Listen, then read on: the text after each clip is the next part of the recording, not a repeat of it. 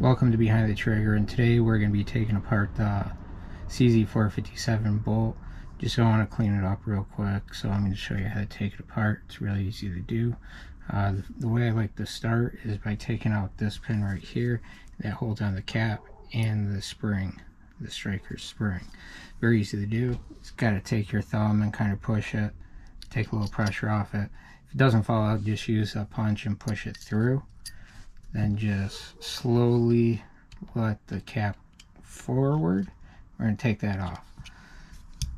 So you got the bolt cap, you got the striker spring, and you got this loaded the cocked indicator.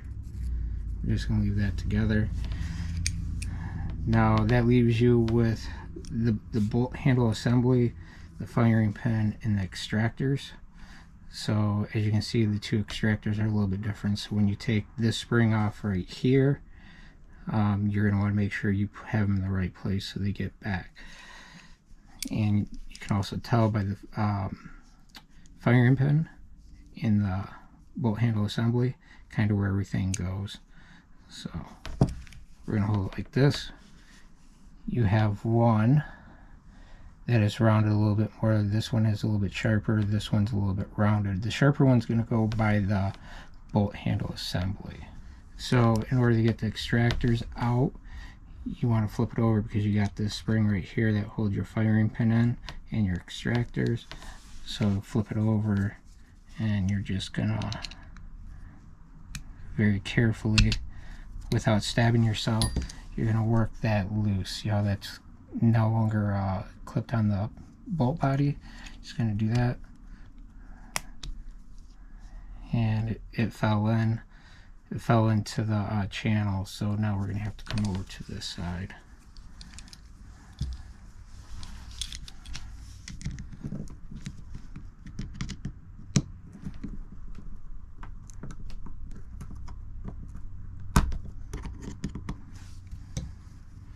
I'm going to take this little screwdriver right here. We're just going to get under it. We're going to pull it so it clears, and we're going to take it off.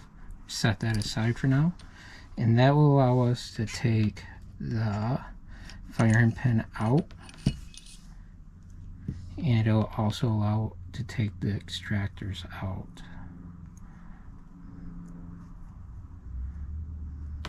Should allow to take the extractors out.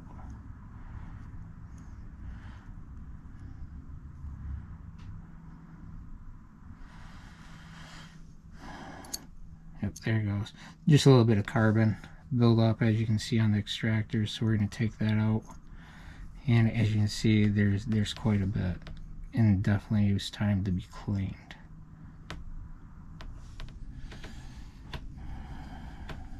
Okay, so I got it all cleaned up, and as you can see, your extractors, pretty close, but they're different. You got one with a sharper edge right here, and one that's kind of tapered and rounded a little bit more. This sharp one is going to go where your bolt handle assembly is, or where the serial number is. So if you're looking at this, the bolt handle would be right here. So that one's going to be the one towards the ejection port. Okay, so you just stick it in there like that. And this one right here, that's a little more rounded, is going to go towards the inside of the receiver. And you just put them in place just like that.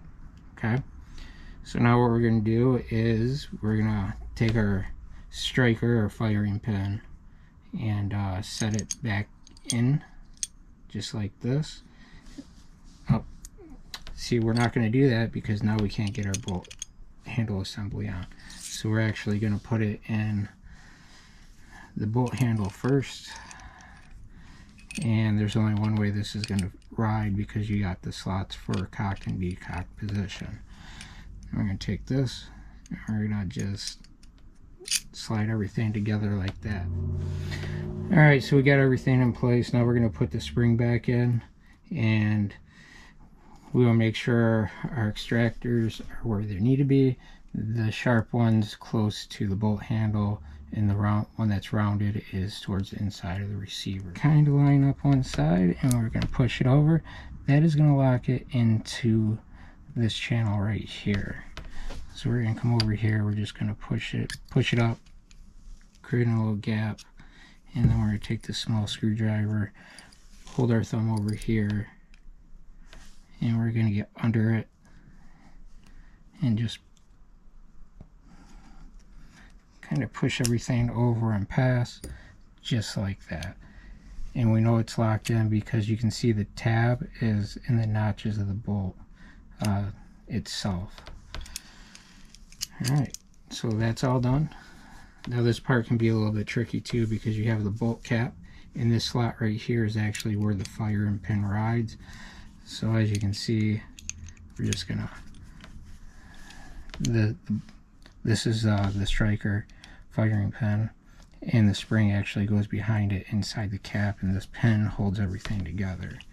So this can be a little bit tricky just because it will be under spring pressure. So we're going to take the cocking indicator and the spring, we'll drop the spring in,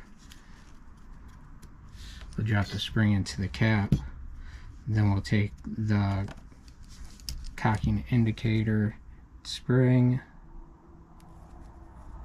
and we're going to stick that in there with the skinny end, so when it's cocked it pushes it through the bolt cap itself. Take this, I'm just going to hold it upside down, push it together, and we're going to take the pin, we're going to put it in the hole. Okay, so we got it started. Take your thumb,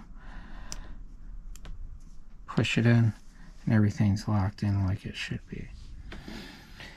And as you can see, everything's the way it should be. It's currently in the cocked position, which it does have to be in the cocked position when you put it back into the receiver. So you can see the firing pin is back where it should be, and the cocking indicator is where it should be as well, showing that it is ready to go. And as soon as you decock it, indicator goes back in the bolt cap, and the firing pin is back at the face. Till next time.